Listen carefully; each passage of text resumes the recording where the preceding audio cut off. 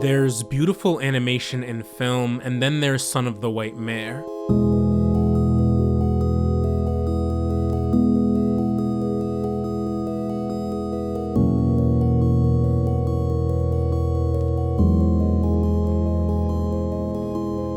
To call it the pinnacle of the artistic medium would be an understatement. Its visual allure is an all-enveloping experience, fixing the most wandering eyes to gaze upon its spectacle. Entire worlds live and die here, within the light of contrasting, vibrantly indulgent displays of color, within the confines of hypnotic, dreamlike animated forms and sequences. It's a work that, in its rigorous command over our senses, emphasizes the power of the two most basic facets of the animated medium's construction: color and form. The visual spectrum our eyes indulge in, and the lines and shapes they are bound by, that in this work verges on boundless.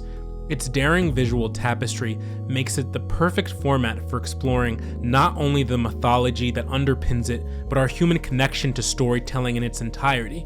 The most vital lifeblood that stirred the minds of the first orators is transformed by the artists of the modern visual era, whose artistic brilliance and ability to evoke the innately human is just as reverent.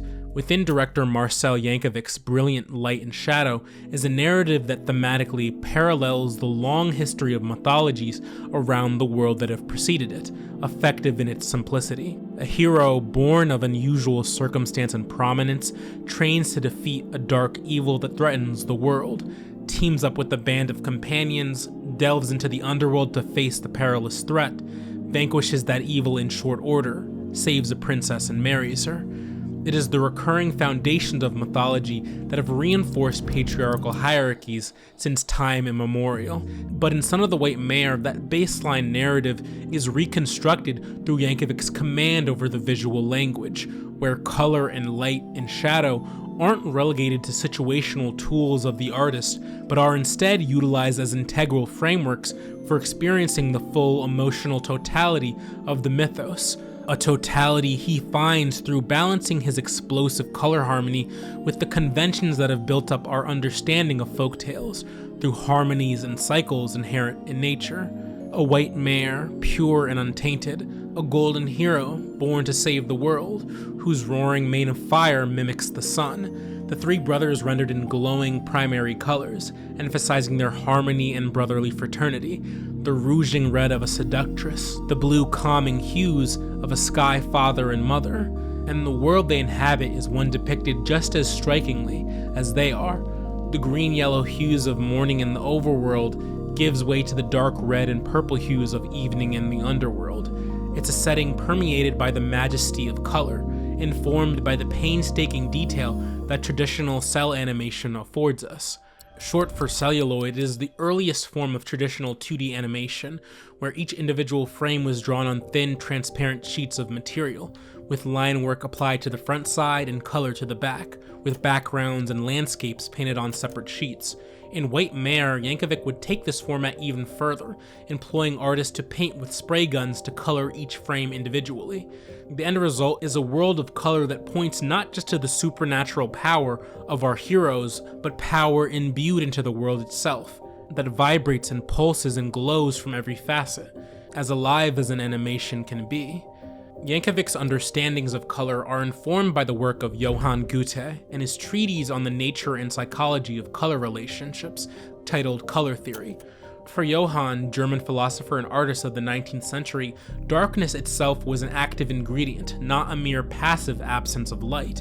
This went against the popular science of the time championed by Isaac Newton. Johann instead found beauty in color and light through its contrasting relationship against that darkness, one less scientific and more emotional in its appeal. Jankovic's colors are equally as influenced, shining even brighter against the darkness of the world that so often surrounds it, a darkness that must be defeated, in a medium ideal for the mythology that moved him. The first orators, after all, were the original visual storytellers, bringing their evocative mythologies to life through a communal experience. The presence of a loud, commanding voice and a flickering flame under the evening sky. Under the cover of moonlight and stars, the gods they conjured seemed almighty and powerful. In as chaotic a world as we inhabited, whose light better suited to vanquish the darkness than theirs were? In White Mare, we experienced the very same, transfixed by the awesome power these figures were ordained with, mesmerized not just by the totality of the color and light that speaks to their mythic being, but to the transfiguration they take part in, through animation and transformation of form that reveals character. The three brothers are distinctive in the forms they occupy, from the valiant, brightest glow of Tree Shaker, the born leader and hero, to the stability and triangular forms in the stoic Iron Temperer, representative of the strong bond between the brothers, to the fluidity and drop forms of Earthshaker, the yin and yang of the cycles their world, and by extension our world, is governed by. And it's not just the characters. He finds it in the larger visual forms of the narrative, dreamlike sequences where abstract patterns are constantly fighting and shifting and transforming, refusing even momentary stasis. As our eyes settle on one composition, we're eagerly thrust into the next, as wavering forms bleed into one another, created as easily as they are destroyed, in a process that frames the narrative less as a concrete, tangible story, and more a telling of how the larger forces of nature operate, through cycles found in the changing of the seasons, in the slow movements of time and space. We can find the basis for this appeal to the abstract and less tangible in the guidance of oral storytellers, who over the millennium of telling had their stories transformed. Narratives that began with one people become merged with another. Kingdoms disposed rulers and entire religions and were supplanted by the conquerors that took their place. In the hypnotic animative allure of Son of the White Mare, we're reminded of this ephemeral nature of the myths themselves. As the forms change as quickly and often as they do, it creates this mystique within the mythos, a distance between the creator and those who consume it. This distance is the heart where mythology has always lived, and it's responsible for our greatest stories, the awestruck wonder found in a beauty that is unexplainable, the myths we created not just to explain the world, but to transform it. The animator, just like the oral storyteller, holds a kind of responsibility to stir the powerful emotions of humanity, to penetrate the depths of the human subconsciousness in an effort to connect us to the cosmos and the transcendent beauty that surrounds us at all times. From the very beginning, we have yearned for an explanation, for the sun and the moon and the stars and everything their light touched, for the chaos that consumed our waking moments. Through art like Jankovics, these answers don't seem so distant after all.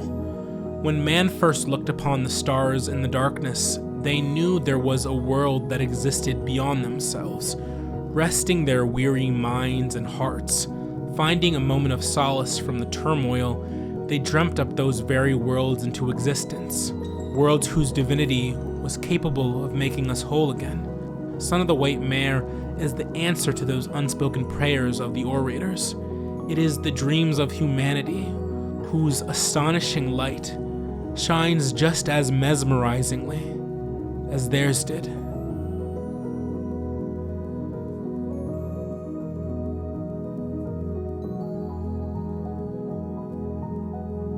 Mind Theater is a solo effort produced and written by me, Ewaking Bade. For only $3 a month, you can support the show on Patreon. It really helps a lot. The link is in the description box below. Thanks for watching. I'll catch you next time.